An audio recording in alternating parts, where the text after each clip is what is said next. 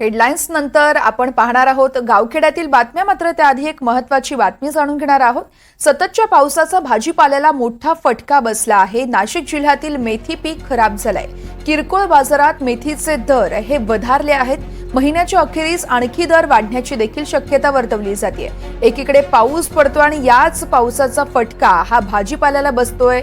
नाशिक जिल्ह्यातील मेथी पीक हे खराब झालंय.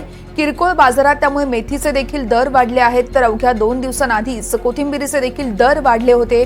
कोथिंबिरीची एक जुडी तब्बल 450 रुपयांवर पोहोचली होती, तर मेथीची एक जुडी ही 250 रुपयांपर्यंत पोहोचली होती नाशिक जिल्ह्यामध्ये. त्यामुळे भाजीपाल्यांचा यावेळेस दर वाढल्याचा बघायला मिळतोय.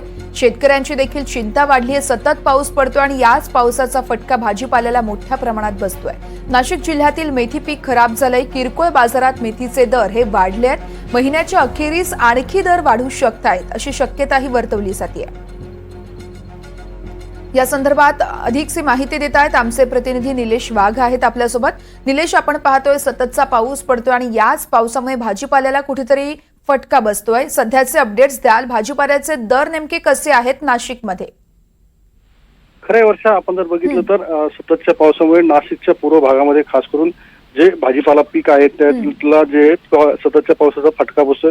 त्यामुळे जे भाजीपाला जो काढणीला आला होता तो आता पिवळा पडायला लागला आहे आणि उत्पादन घटत असल्यामुळे भाजीपाल्याचे दर जे ते किरकोळ बाजारात वाढताना दिसत आहे.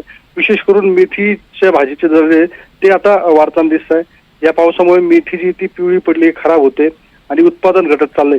शेतकऱ्यांना या निमित्ताने 2 पैसे मिळणार होते, मात्र सततच्या पावसामुळे आता तोंडाशाला घात जो आहे तो कुठेतरी जाताना दिसतोय आणि दुसरीकडे उत्पादन घटल्यामुळे बाजारात देखील मेथीची आवक घटल्यामुळे ग्राहकांना देखील चढ्या भावाने हे खरेदी करावं लागतंय.